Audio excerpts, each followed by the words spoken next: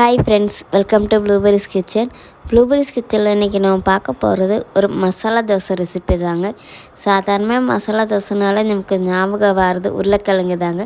ஆனால் இன்றைக்கி நம்ம சோயா வச்சுட்டு தாங்க ஒரு மசாலா தோசை ரெசிபி பார்க்க போகிறோம். இப்போ வாங்க நம்ம வீடியோக்குள்ளே போகலாம். வீடியோக்குள்ளே போகிறதுக்கு முன்னாடி இப்போ தான் நீங்கள் ப்ளூபெரிஸ் கிச்சனை முறையாக பார்க்குறீங்கன்னா மறக்காமல் சப்ஸ்கிரைப் பண்ணிக்கோங்க. பக்கத்தில் இருக்கிற பெல் ஐக்கானையும் ப்ரெஸ் பண்ணிக்கோங்க. அப்புறம் தான் நான் புதுசாக வீடியோ போட்டால் என்னோடய வீடியோஸோட நோட்டிஃபிகேஷன்லாம் வரும். நீங்கள் என்னுடைய ரெசிபிஸை மறக்காமல் ஃபாலோ பண்ணலாம். இப்போ வாங்க நம்ம ரெசிபிக்குள்ளே போகலாம். நான் ஏற்கனவே சோயாவை குக் பண்ணி தாங்க நான் வச்சுருக்கேன். இப்போ நம்ம இதை ஒரு மிக்ஸி ஜாருக்கு மாற்றி கீமா மாதிரி பண்ணி எடுத்துக்கலாங்க.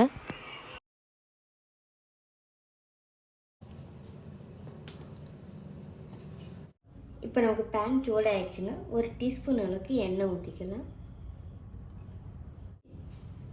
1/4 டீஸ்பூன் அளவுக்கு சோம்பு, மீடியம் சைஸில் ஒரு பெரிய வெங்காயம் இந்த மாதிரி பொடியாக கட் பண்ணி எடுத்து வச்சுருக்கேங்க. இப்போ இதையும் இது கூட சேர்த்துக்கலாம்.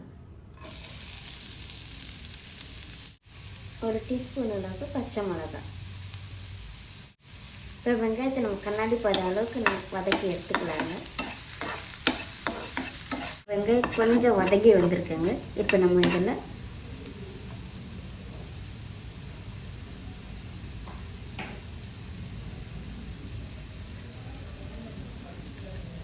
மீடியம் சைஸில் ஒரு தக்காளி இந்த மாதிரி பொடியாக கட் பண்ணி எடுத்து வச்சுருக்கேங்க. இப்போ இந்த தக்காளி இதை கூட சேர்த்துக்கலாம். இப்போ நம்ம சோயா கீமாவு இது கூடயே சேர்த்துக்கலாங்க. கொஞ்சோண்டு இஞ்சி பூண்டு பேஸ்ட்டும்,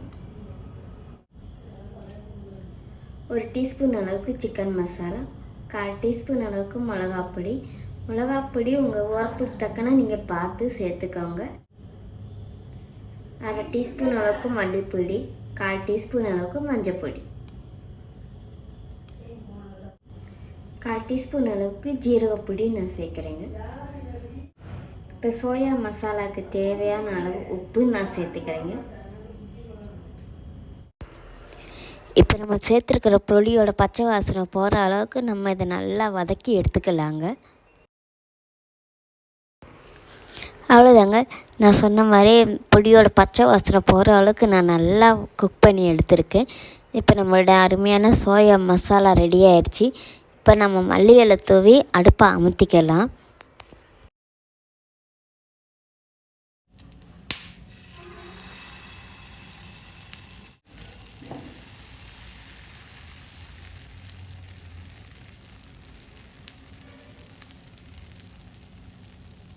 தோசையை நம்ம இலசா ஊற்றுறத விட இந்த மாதிரி மொந்தையாக ஊற்றி அதுக்கு மேலே இந்த மசாலா ஃபில்லிங்கை நம்ம வச்சுக்கலாங்க.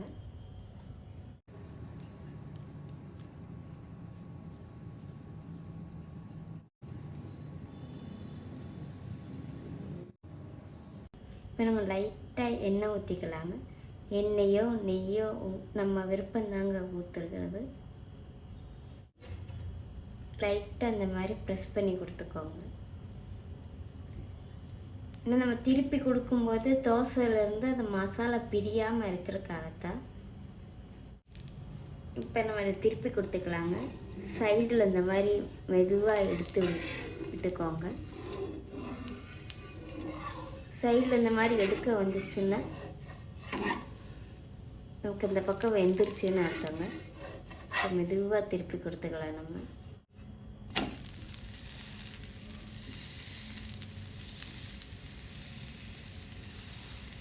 லைட்டாக அந்த மாதிரி ப்ரெஸ் பண்ணி கொடுத்துக்கோங்க இந்த பக்கமும்.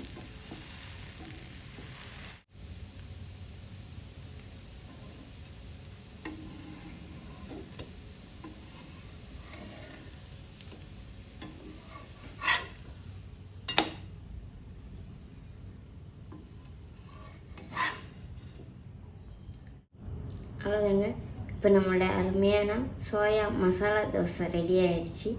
சாதாரண மசாலா தோசை பண்ணுற இடத்துல கொஞ்சம் வித்தியாசம் இந்த மாதிரி ட்ரை பண்ணி பாருங்களேன். டேஸ்ட்டு சூப்பராக இருக்குங்க. இந்த ரெசிபி உங்களுக்கு பிடிச்சிருக்குன்னு நினைக்கிறேன். பிடிச்சிருந்துச்சுன்னா மறக்காமல் ட்ரை பண்ணி பாருங்கள். ட்ரை பண்ணி பார்த்துட்டு எப்படி இருந்துச்சுன்னு கமெண்ட் பண்ணுங்கள். அப்படியே ப்ளூபெரிஸ் கிச்சனை சப்ஸ்கிரைப் பண்ணிக்கோங்க. தேங்க்யூ.